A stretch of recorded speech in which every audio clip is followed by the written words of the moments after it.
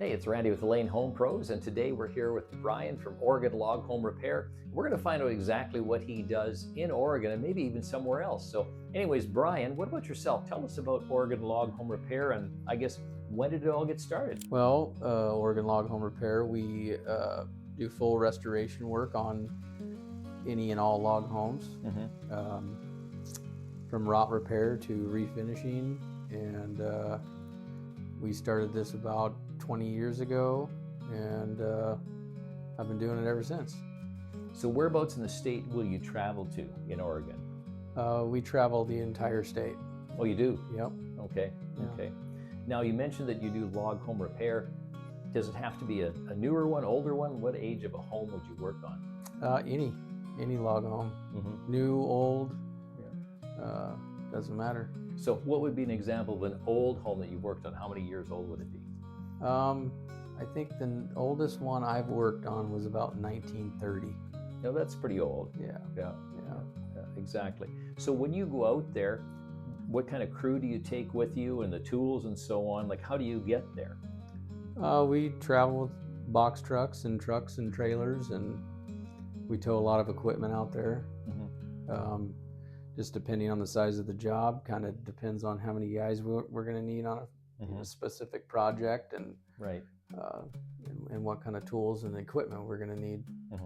So can you give me an example of a small job? What would a small job be, and how long would it take? A small job, like a small rot repair, maybe 3 to 4 days, and maybe a couple of guys. Okay. Yeah. Okay. And then what about a big job? What are some of the big jobs you've done?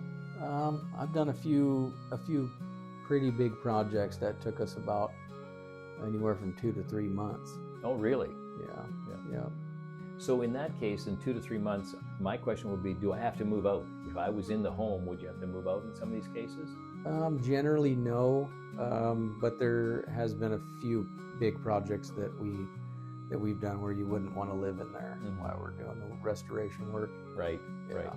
So then, in Oregon, Washington, what do you see most? Is it refinishing, or is it rot repair, or is it both? Like, what type of work? Both. A lot of refinishing work.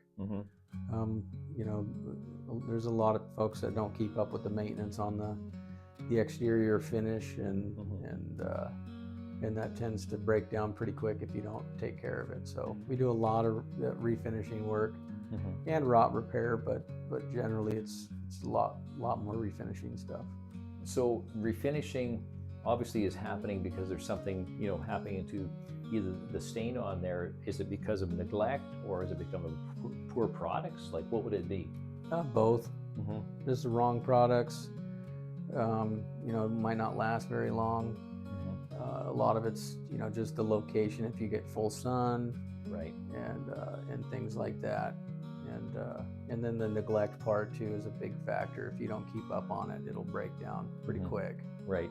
So I think one of the questions people are going to ask is, like, are these environmentally friendly products that you're using for the refinishing, stripping, and then reapplying? What do you use there? Yeah, we use mostly water-based systems for the exterior finish work, and any chemicals that we use as far as stripping down the house or in the whole refinishing process is all biodegradable. Okay. So okay, that makes sense. So then, when you're traveling, let's say 100 miles away from Eugene, for example, then do you charge the customer travel time, or how does that get factored in when you're doing this billing? People are going to wonder about that. Yeah, as far as the travel time to the job, or just to the job itself? Yeah. I mean, it's factored into the price of the project, but generally, it's not a big cost, because we're not traveling back and forth all the time. We're just kind of moving from point A to point B, and then we're there for however long the project takes, the whole duration of the project from start to finish. So when we're traveling, it's factored in, but it's not that much money. Okay. It's not a big cost. Maybe a couple other questions would be, are you limited by either if somebody had log siding versus a log home, are you running into that at all? Yeah. Yeah, do a lot of log siding, Mm-hmm. and we can get it. We can make it. Mm. So if you need something, we can get anything log or make it. So the siding, there's a lot of log houses that have like a two-story home, and the top half is log siding, Mm-hmm. and the bottom half is all log. Right. So and it's not often, but they're out there. Right. So then on the rot side, are you seeing the rotting on the physical logs themselves or on the decks and stairs? Like what really happens there? Yeah, both. The usually it's the lower logs, the corners, Mm. that tend to rot. They get a lot of rain and weather, Mm-hmm. and a lot of folks, they overseal them. They overseal and caulk and seal up the logs to the point where they can't breathe, or they use the wrong product, and so when it does get wet, it just holds all the moisture in there. And we see that a lot in the corners. Okay. Yeah, decks too. When after a while, when the house starts to settle, and the deck becomes uneven, a lot of times the rain can actually flow backwards into the house. Mm-hmm. So a lot of ledger boards we're pulling off and replacing log behind that. Mm-hmm. So, right. So then you brought up something about sealing and chinking, for example, would be a question there. Is that a problem that you see often? Yeah, I mean it's some houses, when I show up to them, I see them and there's rot. They're over sealed. Mm-hmm. But generally,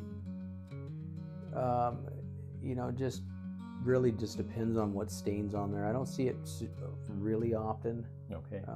But every once in a while, Right. That'll be the cause of the rot. Right. Yeah. Right. So I think a question will come up for a lot of people who are going to say, well, Brian, you're out here with your crew and you're doing the rot repair, you're doing some refinishing. Like, will you do my windows and doors and roof and those types of things? Is that something you tackle as well? Windows and doors we can generally do. Mm-hmm. That's not a problem. Pretty much anything exterior, Okay. we can fix. Mm-hmm. Repair, add a window or a bigger window. If you wanted a bigger window here, we can cut the all the framing and stuff and Okay. get that put in, no problem. Mm-hmm. Yeah. And what about the roofing? If they've had whether it's conventional or maybe somebody put on an older cedar shaker or whatever, what are you doing on the roofing? Are you tackling that? Yeah, we can. Yeah, we can do roof repairs, and we've got a couple of good preservative treatments for shake roofs. Mm-hmm. So we can definitely do some roof repair if we need to do that too. Okay. Yeah. Okay. The other thing that we see happening a lot of times would be like on the chimneys. Are you doing any chimney repair on that external, on the stone or anything, or do you tackle that? Nope, we don't do anything with the chimneys. Okay. Because that's a separate deal there. Mm-hmm. If you want to get some chimney work, you really want a professional that specifically works on chimneys. There's a lot of codes and regulations and things like that a chimney guy will know. I think for the viewers there, a couple of things might come up, I guess, would be, what are a couple of tips to actually maintain my home so I don't have to call somebody like you, number one.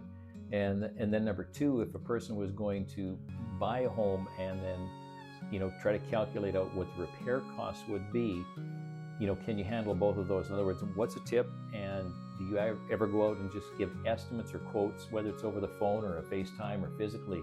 What do you do there? It would really help a lot if you could wash your house every year. That's a big thing. Simple as that. Simple as that. That'll allow the finish. What it does is all the organic material, the dust and everything that's settled on top of the logs, it breaks down and breaks the finish down a lot quicker. So what you want to do is at least wash your house once a year.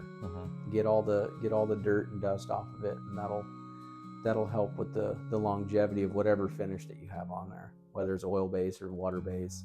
That's simple. Yeah. So I'm buying a log home, and I've either bought it or I'm about to buy it. Do you do that type of thing where you would quote or give an estimate on the work? How does somebody get a hold of you, I guess, in a sense, and how do they get a quote? Yeah, you can give me a call, email me, and I can, if I know the square footage of the house, I can kind of give a ballpark of what it would cost for something to get stripped down and refinished. But no matter what, I have to go look at it to find out exactly what's on it. Makes sense. Yeah, because some products are easier to get out, and some products are more difficult to get out, and the more difficult ones are more expensive. Right. There's a lot more cost involved in products and chemicals and things like that. So.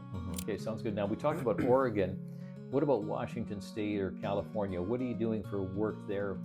Travel time wise, where are you willing to go to work, I guess is the question. Yeah, well, we travel the whole state of Oregon. Washington's just not too far away. Neither is California. So we pretty much will service the whole West Coast. Yeah. Okay, that's good. So then lead time, like say I've got my home needs repair. Can I get work done next month? Do I have to book out a long ways? How does your scheduling work? That's a very good question. But the schedule gets filled up pretty quick in the summer. Okay. By the middle of the summer, halfway through it, I'm usually booked up for the whole year. So the best way to go about is to get a hold of me. At least a year or 6 months 6 months to a year would be best if you could reach out and then want to get on the schedule. That'll give us time to get to your project and look at what's going on, figure out what it needs to be repaired, and then we can get you a contract and go through that, and you can sign the contracts. Real easy to sign. Just do that right through email. Right. And then we can get you on the schedule. Okay. So. Okay, sounds good. So what I'm hearing from Brian here is that this is something that you just can't plan, in 3 weeks he pops out and does the work. So if you've ever, thought about getting your home repaired or, getting it refinished type of thing, make sure you schedule that in and get a hold of Brian earlier than later then. So Brian, you have a website. What website can people visit? Yeah, you can find me at OregonLogHomeRepair.com, and you can find all my contact information. There's a bunch of videos and pictures and stuff you can look at as well, and there's a lot of good information there. Okay, sounds super. Well, okay, that was great meeting you here, and I want to thank you so much. Yeah, welcome thank to you. Lane Home Pros, and again, that's Brian over at Oregon Log Home Repair. Check him out, and again, talk to him early.